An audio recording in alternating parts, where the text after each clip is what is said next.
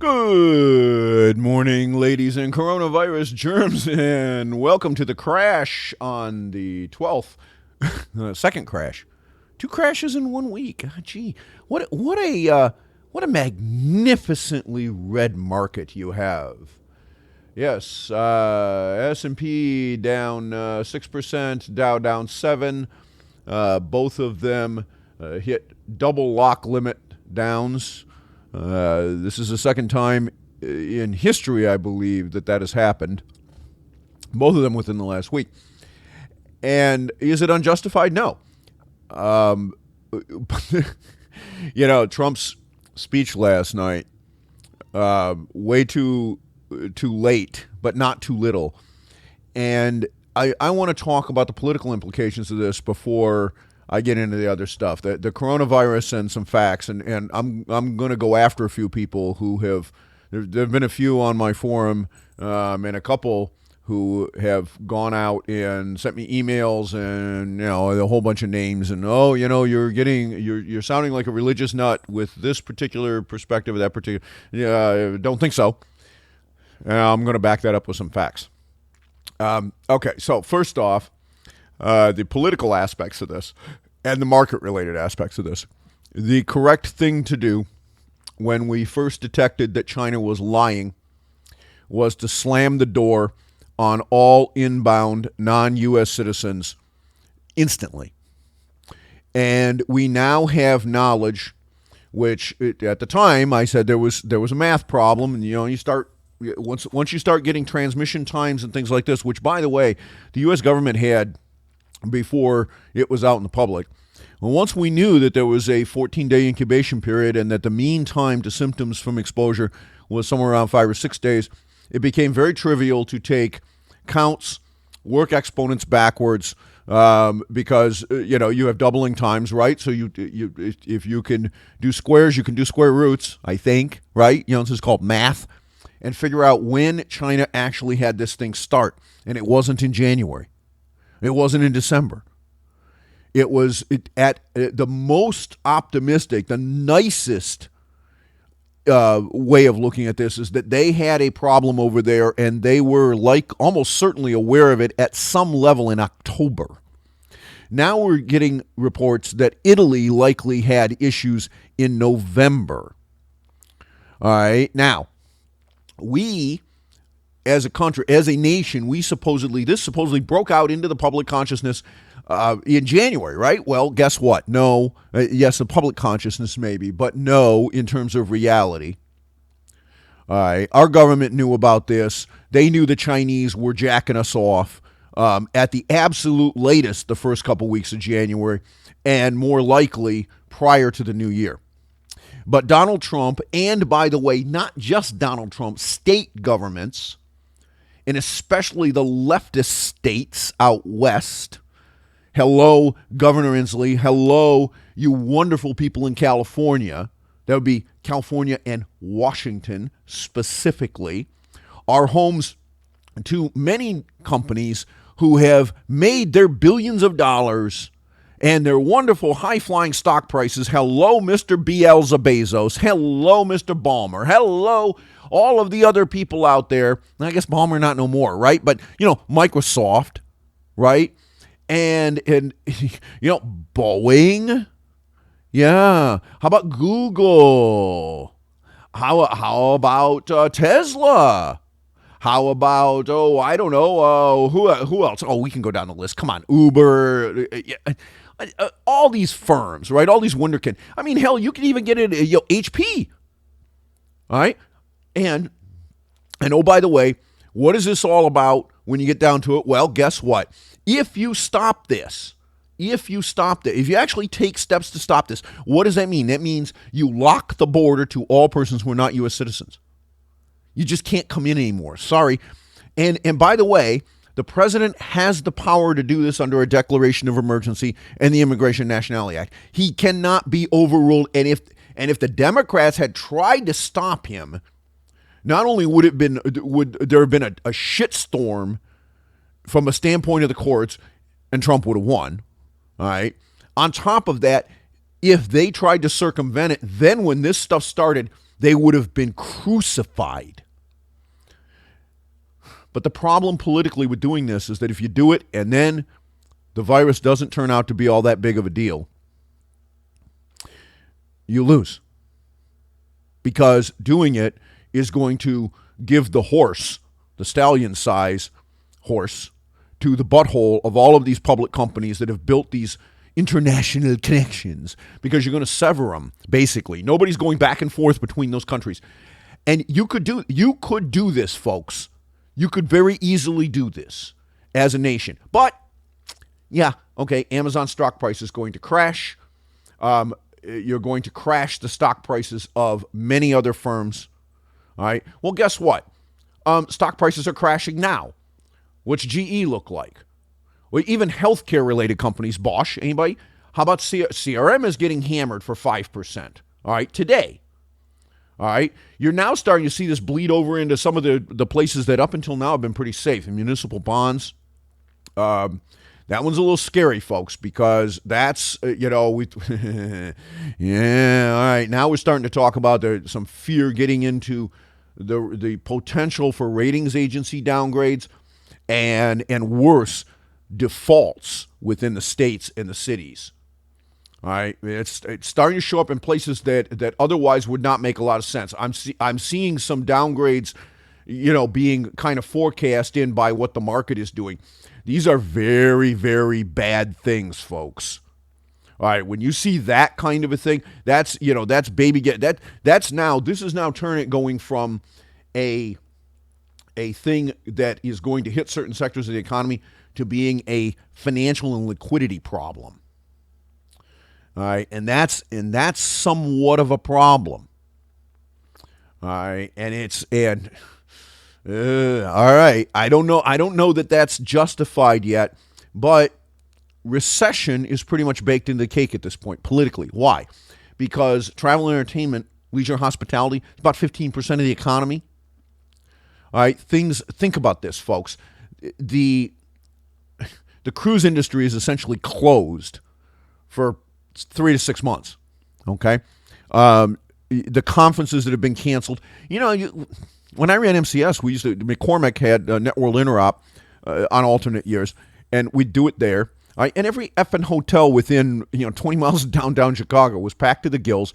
The billings that came out of McCormick Place and all the union labor and everything, at ridiculous rates. All right? I mean, the booth charges were bad enough, but then you want power in that booth? Oh, well, gee, here, have a power strip. That'll be $50. I mean, it was the sort of stuff that they would do to you, and of course you didn't have any choice. If you wanted to be at the show, this is what it was going to cost. The extraction that went on in those conferences and those events was crazy, and yet, it was worth it because you got the exposure, you got the sales, and that's how you justified it, right? Is that it made sense for you to go and be there and do it. And the reason it made sense for you to go there and be there and do it was exactly that you got more out of it than it cost. So you did it. But look at what's happened since 2009. All right. Politically, we've driven even more offshoring. We now have essentially all of our medical device and pharmaceutical manufacturing that in some way runs through China. Why did we allow that to happen? I don't give a wet crap about consumer products manufacturing if you're stupid enough to do things like that. I really don't care. Okay? Seriously, I don't care. If you are dumb enough to do that as a nation, as a company, you deserve what you get when your demand collapses as a result of not being able to bake anything anymore because the supply chain gets trashed. But if you allow this to happen to things that are necessary for national security, and that certainly applies to healthcare-related supplies, then you deserve everything you get. And Donald Trump has done exactly nothing to stop this. But remember that it was Black Jesus, along with the wonderkins in the Federal Reserve and Congress, who, by the way, in case you don't remember, is the one that passed the Federal Reserve Act and can stop it. All of them, all 536 535 in Congress, and whoever happens to be sitting in the left seat at the time in the White House, which right now would be Trump, and for the 8 years previous was Black Jesus. Oh, no. We have to, optimism monetized, as said Dennis Neal. Remember my little back and forth with him about Beaker and such during a CNBC years when they actually wanted to hear from me. Well, I've been warning people about this for how long? Yeah, it's been about 10 years. That this kind of leverage-based stupidity is crazy. That third world nation slave labor is not only crazy, it's immoral, and we shouldn't allow it as a country. But I got to have my $200 TV. I got to have my iPhone, even though it costs $1,000, because it makes Apple's stock price go crazy. And by the way, they can pay people $3 a day. Oh, who else pays people $3 a day? Well, I think it's $5. That would be the cruise lines. And that's all okay, too. We build little cities around them. We have the Port Canaveral has a nice little port city right there, right? So does Miami. So does Fort Lauderdale. So does Tampa. That's just in Florida. And there's other places. I think there's a cruise dock in Mobile now. I'm pretty sure there's one in Galveston, Louisiana. They're all over the damn place. Oh, there's a couple up on the East Coast as well. And then, of course, there's the stuff on the West Coast. And, all of this is just fine right up until somebody gets a load of a communicable disease. And all of a sudden, oh, my God, your hair's on fire. And now what? Well, you know what? I wonder how that all spread. You got all these people who make $5 a day that are down on the bowels of ship, making sure that you can have some food on the buffet and your toilets work and the engines run so that the damn boat moves. And what you see, you got this, you got a nice captain with his hat on and his epaulets and all that happy shit, right? And he's probably Norwegian or because they're seafarers, okay? So you got a lot of those. There's a very surprising number of those people are Norwegians on a percentage basis. I guess, but it really isn't. They've been seafarers for their entire existence. It's not, they're one of the first folks that gazed out over the ocean and said, I think there might be something out there. And so they just chopped down some trees and put ships together. Yeah. Not all that shocking. But that's the public face that you see. That, of course, is not the reality. Oh, no. The 1,000 people that are all down the bowels of the ship that you barely ever see, the vast majority of them are making $5 a day. And they all come from third world nations. They are not inculcated with American sanitation, and those ships are not set up to run that way. They couldn't be at the price they're charging. But, it's all good, right? This is why we should drive Royal Caribbean stock price up well north of $100, about $150 a share. Where's it trading now, folks? All right? I mean, look, I think this is great, right? RCCL. Hey, let's take a look. Oh, I'm sorry, RCL. I got to look at the right thing. Okay, so, I'm sorry, I was wrong about that. Not 150, 135 just a couple months ago. And a last quote at $34.82. Oops. Yeah, that'll rub right out. By the way, may I point out that you would need about a quadruple to get your money back on that one if you happen to be sitting on it at the time. What would that do to your portfolio? Jesus, people are stupid. By the way, I've not looked at, Carnival's got a similar chart, and so the other guys. I have not looked at how much debt these guys are carrying, so I don't know how much trouble they're actually in from a 3 or 4 month shutdown. But certainly it's not going to be all that good, right? All right, let's... the political aspect of this, the Trump thing last night, that's how you lose. The way you lose. Yeah. And now we got another one. Many Republican senators want me to veto the FISA bill until we find out what led to and happened with the illegally attempted coup of the duly elected president of the United States and others. Oh, you're going to veto it, Mr. President? Are you? Can I ask why the Republican senators... Why anybody passed that? I can see why the Democrats did in the House. But last time I checked, Republicans had a majority in the Senate. So why would that bill, yeah. Did you ever think about that? It's so important that you have due process rights that when they get abused and nobody goes to jail after the law is blatantly violated. We'll just sign this and say, yeah, you can keep doing that. You can keep breaking the law. Nobody is ever going to go to jail. Just like in the healthcare system, right? Nobody's ever going to go to jail. Now Granny's going to die.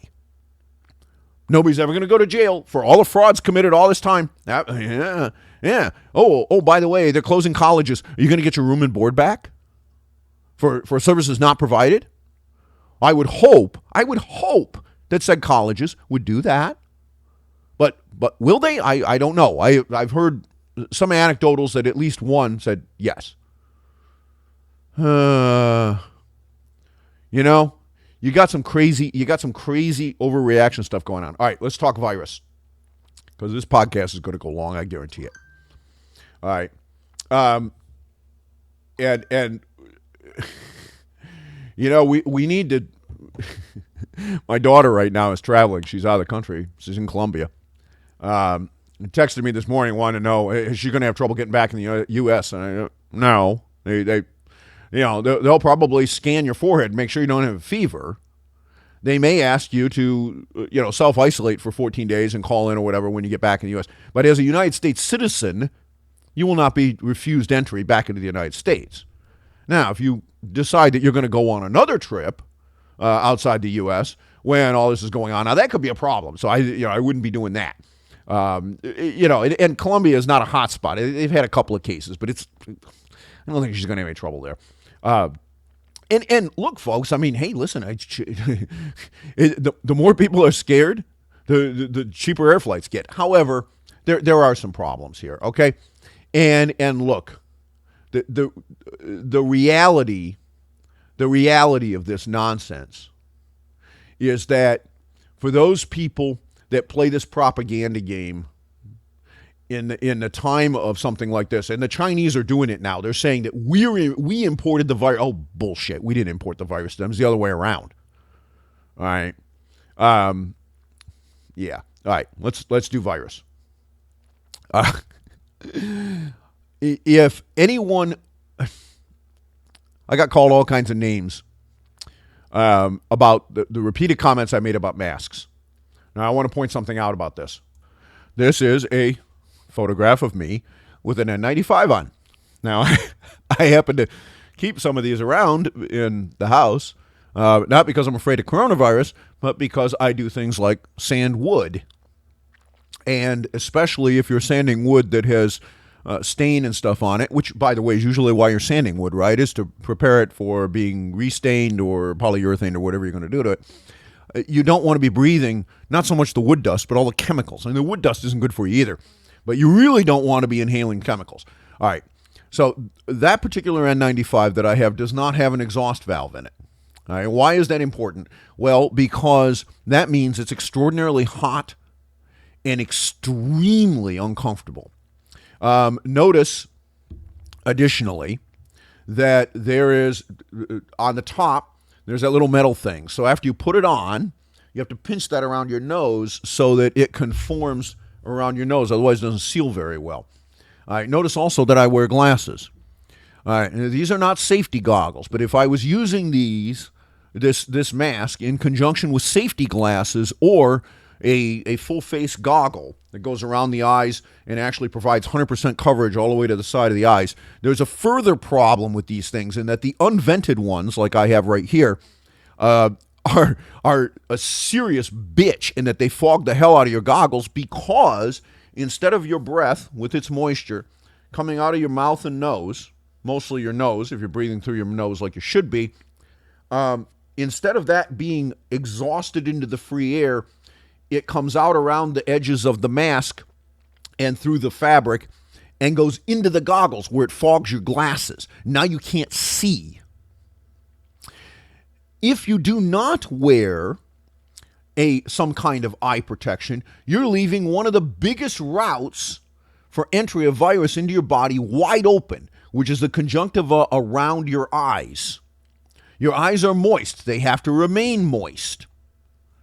All right.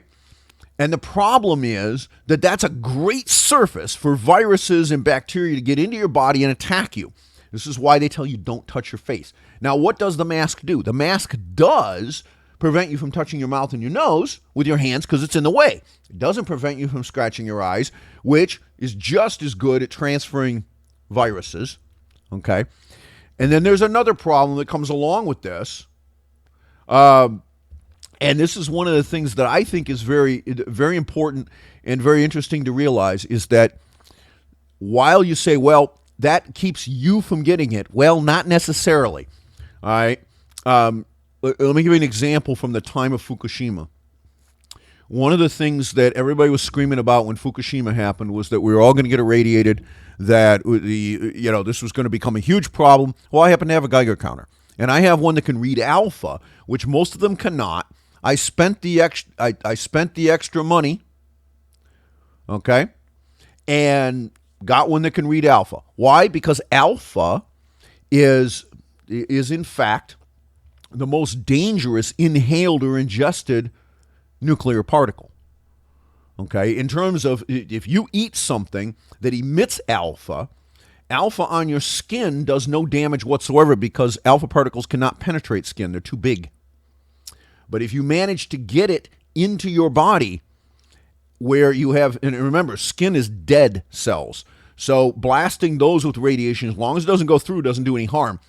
However, the cells that are in your body are alive. And if you get alpha emissions in there, that is how you get cancer. So if you are worried about radiation in terms of particulate radiation as opposed to shine, in other words, the acute radiation that comes off a nuclear blast or something like that. If you're actually worried about fallout-related things, what you really want to make sure is that you do not ingest things that are emitting alpha particles. All right? That's just, polonium cocktails, anybody? If you happen to be a Russian and you want to kill somebody, it's a really nasty way to do it because radiation poisoning is a really ugly way to die. And there's not really anything that can be done about it either. So, yeah. Anyway, one of the things that I thought was very interesting about this was that on the West Coast, well, they had some people actually had a brain about this and were not screaming their heads off. What they did was they took the air filters out of the air handlers in their air conditioning and heating units, and then they ran Geiger counters on those, both the ones from before and the ones afterwards. And this is a really good idea. By the way, this is also one of the things that you can do to try to get a handle on what sort of radioactive particulate load is in your house. All right? And you should not freak out if the readings you get off those filters after they've been in your air handler for a month or two are materially higher. All right? Because they will be. Why? Because they collect all the stuff. That's the whole point of a filter, right? Is to collect the stuff. Well, some of the stuff, if there's radiation around, is going to be radioactive, so the readings are going to be higher. Anyway, they use this along with a spectroscope, which tells you if you can get the actual elements that are decaying from the energy and the type of particles that are being emitted, which a little counter doesn't tell you. That's nowhere near sophisticated enough. But a spectroscope will tell you that because it gives you energy levels and the type of particle. And those are kind of expensive. I don't have one of those. I don't have that kind of money laying around, but research facilities and universities do. And so they ran an analysis on this, and what they found was that there was no material contamination that was getting to the West Coast at all. Zero. So the so-called scream fest that was going on was a bunch of bullshit. All right, so why do I bring up the Fukushima thing? Because it applies to an N95. Let us say that I walk around with one of those things on my face all day long. All right, and then, all right, now I've been out in the public, and let's just say for the sake of argument that some of my inhales collected some droplets. Okay, now remember, if the exhales collect droplets, nobody cares, right? Because that's, from my point of view, I don't care. If I've already got it, I've already got it. All right, can't give it to myself because I already have it. But in terms of what it filtered from the outside. All right, now I get in my car, or I get to my house. Now, what do I do with the mask? How do I get it off of me? How do I do that without transmitting it? All right. And this assumes that the filtering is completely effective. If I load that media up enough that some of it gets through, or it doesn't seal completely around the sides of my face, or some of that viral load gets in through my eyes, I've done exactly nothing. All right, and remember, the conjunctiva around your eyes is a major route of exposure. So when I tell people that these masks are not very useful in terms of actually preventing you from getting the virus, that's the truth. That is the truth. Also, if you go into a hospital, you will occasionally see people masked up, surgical masks. They use N95s. They use actual surgical masks, around the loops. And those are just designed a little bit differently, and that the loop, instead of being, so you have two loops that go around on an N95 around your head, one over and one under the ear to hold it in place. The surgical masks tend to have a loop that goes around the ear, okay, behind your earlobe. And they're easier to put on and take off for that reason, because you don't have to stretch the elastic as much. But you'll notice surgeons wear those, okay, and so do some medical providers, and just in normal times. And the reason is why. The reason is because you want to stop yourself from giving the patient something. This is the place, if you think you might be sick, whether you are or not, you think you might be, you wearing a mask does reduce the risk substantially of transmitting that virus to somebody else. Remember, you can't give it to yourself if you already have it. All right? So there you go. That's a very important thing to remember. If you already have it, you can't get it because you already got it. All right? So, if you think you might be sick, wearing one of those is very beneficial for everybody else. In that, it isn't going to catch all the particles. It removes the entire cover the cough and sneeze thing for the most part. All right? If you have to sneeze or cough, where do you cough or sneeze into? You say, well, the current guidance is into your shoulder or into your armpit, the crook of your elbow, right, covered by your shirt.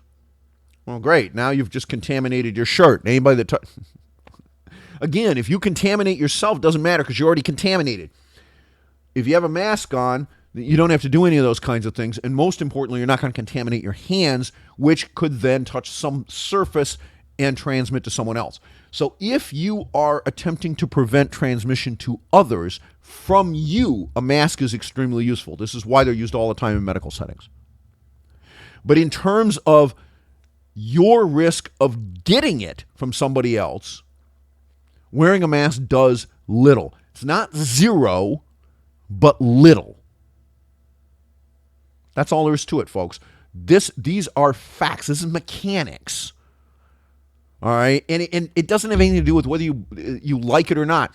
And incidentally, if you have the N95s with an exhaust valve, and an awful lot of them do have exhaust valves, then the transmission outbound from you to other people is greatly reduced. The effectiveness in stopping it is greatly reduced, and yet those are way more comfortable to wear. Maybe you haven't been out there wearing one of those things, doing sanding or whatever. I'm going to tell you right now, these ones without exhaust valves, if you wear one of those things for any length of time, you're going to hate life. I'm just telling you right now, you're going to hate life. All right.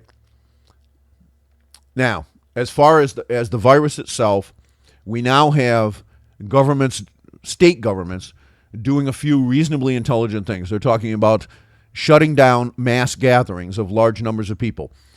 Maybe a reasonably wise thing to do. Okay? Is it an overreaction? That's tough to say. It really is. It's tough to say. Do we have a view of the world where if we are sick, we will put a mask on, a surgical mask or whatever have you, if we are sick? No, but in most Asian countries, there is such a premise. Okay, you look at Japan. I was on a business trip to Japan a long time ago. Hell, it has to be over 20 years now.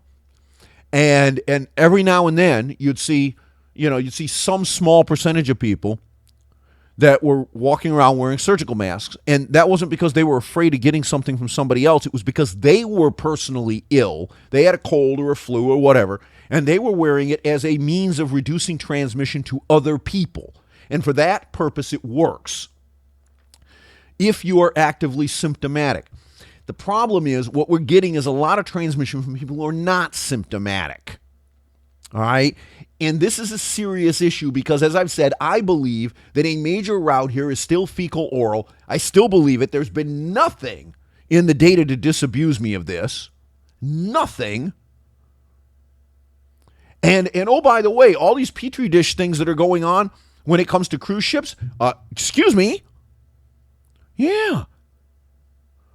Again, you're hiring from third world nations that do not have Western views of sanitation, and you're paying people $5 a day. You cannot inculcate them with this. There is no cultural fix that you can apply to this in the space of a few days or weeks. You can't do it.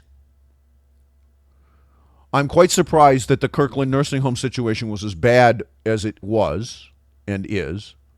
I'm not surprised it happened. I hate having the under on a prediction like that. I said 10 to 15, but it's going to whack 10 to 15%. Last numbers I saw, closer to 50. Like, that's awful. But you're the definition of compromised if you're in a nursing home. So, and then yesterday we had what I thought was you had a truth and a half lie out of the people testifying to Congress regarding this. The truth is that it's here. The lie is the half lie is it's 10 times deadlier than seasonal flu, and this is why we have to have our hair on fire. It's a half lie because there are parts of that are not lies. Okay? The problem that you have with what's going on right now in this regard is, and the reason it's a half lie is because it assumes the distribution of risk is roughly the same as seasonal flu, and that's not true. You look at South Korea. South Korea, if you look at their numbers, they have a significant number of infections, okay, almost 8,000. But how many deaths has South Korea suffered? Okay, how many deaths? Well, that's where what I've been talking about is a problem. All right, in South Korea, among patients under 30, there have been 0 deaths. There's only one patient in their 30s and another one in their 40s that have died. Unfortunately, people older than 80 had a 7% death rate. Well, that's a problem. In China, 80 plus, 15%. This, by the way, was where my prediction came from when I started looking at the situation at Kirkland. I said 10 to 15% probably going to get cacked by this thing. Well, as it turns out, it was much higher. That might have something to do with all the comorbidities that were there. It also goes to the pulmonary function and the METs thing that I've been talking about on the blog for a little while, and the by the numbers post that I put up. It's important that you understand those things, folks. It's also important that you understand that our premise of, here, have a pill for this, is very bad. There is also some evidence, and this is not yet in the medical literature in a way that I'm comfortable stating it as a fact, but there is an apparent link between the active means of the mechanism of action in most high blood pressure mechanisms and potentiating this virus. I saw something about this the other day, and I've been trying to get some kind of confirmation that would pass muster for me as a medically defensible statement. I can't get there yet. But man, if that's true, that's bad. because we in this country, if you go to the doctor and you have even a very mildly elevated blood pressure, they're going to stick you on drugs immediately. And their argument is that it dramatically reduces cardiovascular risk, risk of strokes and heart attacks and things like this. Okay, that may be true, but if it potentiates a virus like this, and then you get it, you're in a lot of trouble because you're not going to be able to get that potentiating factor out of your system fast enough for it to matter. I am never going to sit there and tell somebody not to take a drug that's been prescribed by a doctor because, first off, it's grossly irresponsible. Secondly, it is a highly individualized decision that has to be weighed on a risk-benefit basis. And without highly individualized analysis, you cannot do that, even as a physician. And I'm not a physician, okay? But if it is true that there are certain comorbid factors, and one of the ones that has showed up in the data is that people with high blood pressure, irrespective of age, have a higher risk. You have to wonder, is that actually the high blood pressure? In other words, does the high blood pressure make fluid accumulation in the lungs worse? Okay, now if it did, that would be an understandable reason for the virus itself to be more deadly in somebody with high blood pressure. But if it is a drug interaction, it's even worse because now you're not going to stop taking that, nor should you without some very serious medical advice. And yet, if there's a link there, this is bad news. And again, what it comes down to is that we in the United States, and this could kill a large number of people in the U.S., all right? We in the United States have a pop a pill kind of view towards medicine. If you go into the doctor's office and you have elevated blood pressure, all right, now a lot of people get temporary elevated blood pressure from doing things like drinking coffee. I happen to be one of them. When I wake up in the morning, everything's fine. I guzzle my 3 or 4 espressos and it pops up a few points. And doesn't pop up for very long, okay? I'm a runner and hey, listen, if you want to know where you are at any point during the day, in most of the grocery stores, a lot of them have one of those older cuffs that doesn't ask for all your information. It just gives you a blood pressure reading. They're accurate enough. All right, and by the way, then there's this really weird thing where a very significant percentage of people have what is called a white coat reaction. In other words, when a doc or a nurse sticks a cuff on your arm, your blood pressure goes up 10 points. Nobody seems to know why that happens. It just does. I guess it's an anxiety thing. Okay, well, who knows? Anyway, the point is, if you go into the doc's office and they diagnose you with this, they're going to invariably put you on drugs. They'll give you the lecture about losing the fat if you're fat, and most of the time you are if you've got this condition. But it may be that there is a direct problem here with these pharmaceuticals, and that's a serious issue. We've got a few other things to talk about in terms of the virus itself. The most important is that the truth that was told yesterday in that hearing is that on the low end, 70 million Americans are probably going to get this thing. On the high end, about 150. That'd be about 50%.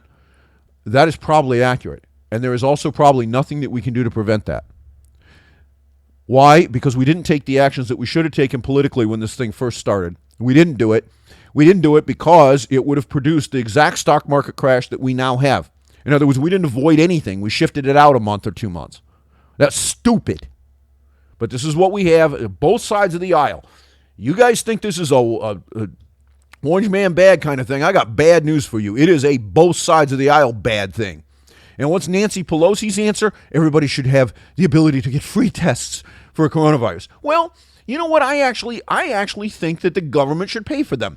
But I think the government should manufacture them and pay for them. And oh, by the way, blaming Trump for the CDC fuck up and the inability to produce tests that actually work is not Trump's fault because those are all civil service people. We now have a civil service system that isn't just corrupt, it is now killing people. Are we going to change it? Has there been any proposal out of any of these guys to do something about the civil service system that led to this problem? You get a paycheck, you can't be fired no matter what happens. Does anybody remember IndyMac from back in the financial crisis? No? Well, let me refresh your memory because people don't want to hear stuff like this. But these are facts. You had warning of this 10 fucking years ago and you did nothing. You sat on your ass, America. What am I talking about? IndyMac out west collapsed. All right, remember this? They were one of the banks that went down. The postmortem revealed that they were backdating deposits to meet reserve ratios, and this is why they went down. It also revealed that the examiner, who was a civil service employee, had previously been caught doing the same thing during the SNL crisis. Same guy. He wasn't fired. He wasn't prosecuted. And the same thing happened with another bank during the financial crisis, and that bank blew up as well. And everyone who was over insured limits lost their money. And again, he was not fired and he was not prosecuted, despite the fact that bank fraud is a crime. He was allowed to retire. Oh, he's older now. This is the outrageous abuse that goes on all the time within our civil service system in the United States. I wrote articles on this. I documented it. It was a big scandal from my point of view. I screamed about it for weeks. And I've referenced it repeatedly in the 10 years since. And there has not been one peep of outrage out of a single fucking person in this country. Not in the news media, not in Congress, not from the president. I don't care if it's Black Jesus or Trump. Not one goddamned word. And now the CDC has been found producing test kits that don't work. And not enough test kits. And oh, by the way, the solution from Nancy Pelosi, suck off a goat, you evil bitch, is more money. It's always more money, isn't it? It is always throw more resource. No, we can't actually go after the people who did the bad things. We can't even fire them. Say much less put them in jail where they belong. No, that never happens. All right, folks. Well, you know what?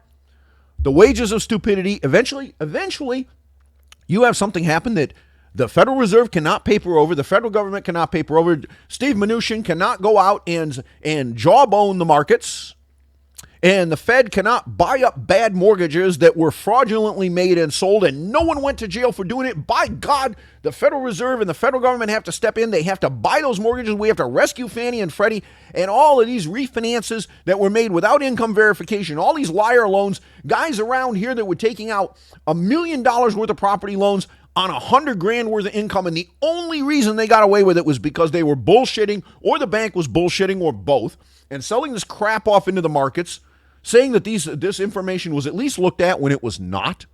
The files were destroyed so that you couldn't retroactively go back, and nobody went to jail for that either, even though that's destruction of evidence. But, hey, no problem, everything's fine. We'll just paper this all over. It'll all be good, and the stock market will go back up, which it did. A lot. Well, you know what? Mother Nature doesn't give a wet crap about your nonsense. And you cannot paper over a virus.